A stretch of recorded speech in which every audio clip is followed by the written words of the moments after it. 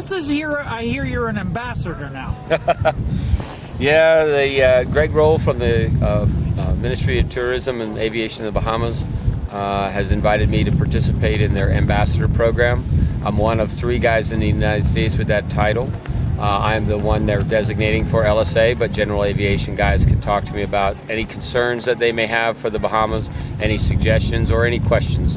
What they wanted to do was to have some American touch points so that if you had a problem, you could speak a little more candidly with me than you might with a government official, and then on to, forward those concerns and questions and comments and stuff on to the government of the Bahamas. So I have a direct line into them. So hopefully that'll make it easier for pilots to understand what's required of them, and kind of a way to have a dialogue back and forth. Now, you've flown down how many times now to the Bahamas in the Breezer? 3 times. Now, how did why this idea come about the flight of the Bahamas? Well, as you know, in AirVenture this past 2010, the government of the Bahamas announced that they were going to allow sport pilots to operate in the Bahamas without a medical certificate, making them the first country to change their law to match the U.S. law to allow sport pilots to operate. I lived in the Bahamas for many years on my boat, and been sailing there since the 80s, and so I was really excited about the opportunity to go back to a beautiful country with some great people in it, and for us, Grand Bahama from Plant City is only about a 2-hour flight, so it makes for a great weekend getaway for anybody in Florida. So we planned the trip. Nobody had done it in an LSA that I knew of. There wasn't any information, so I spent a couple weeks kind of trying to read through all of the stuff online, and it reads more complicated than it is. So anyway, we finally kind of got it figured out and jumped in a plane in September and went over. Then we participated in the first ever LSA fly-in on December 10th, which had 17 aircraft make it over. 15 of those airplanes, the people had never been to the Bahamas in any way, shape, or form. So we were greeted on the ramp with rum punch and conch fritters before going into customs. So everybody thought that made it a pretty great destination. And then after clearing customs, they poured us into cabs and off to the resort.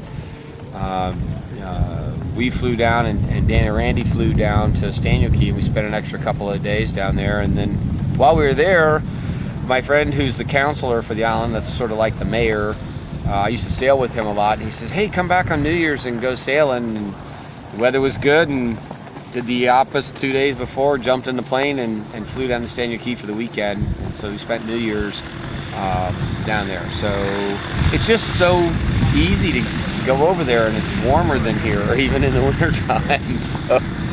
Now you're flying down there in the Breezer aircraft. Give me a little bit of a history of the Breezer.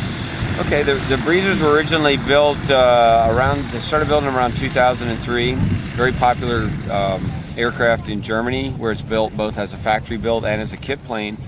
I took over distributorship of the airplane last year here at Sebring, and I started right away working on them to release the kits in the United States. And we're happy to announce this year that Breezer is now available as a quick build kit.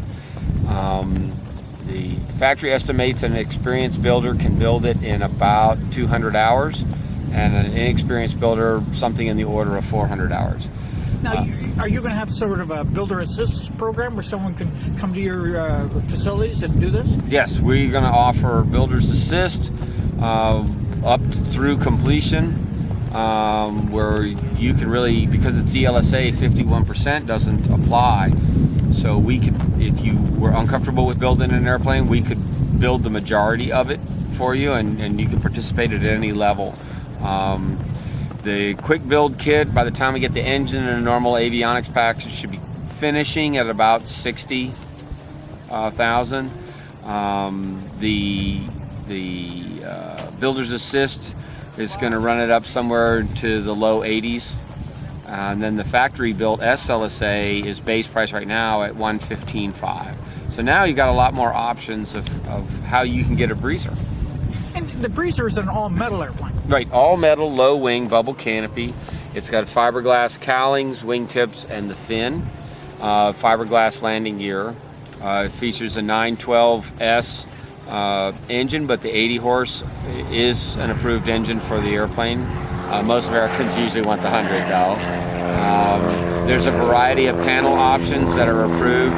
Basically, as a builder, you can pick and choose from that list. We've got all of the popular glass panel, the Dynons and the True Track and Garmin radios and stuff are already approved. So it's a pretty wide selection of things that you can do with your airplane. So if somebody wanted to get in touch with you to get a little more information on, for example, a quick build kit, where would they go? Best place to go is breezeraircraftusa.com, or you can call me at 941-915-8883. And do you have any of these videos or any videos on any of these trips that you've done? Oh yeah, if you go to the breezeraircraftusa.com site, you'll see gobs of videos that we shot and photographs. And I have to warn you, if you go there and you see these, you're going to want to go to the Bahamas. Thank you very much for your time. All right, Dave, thanks.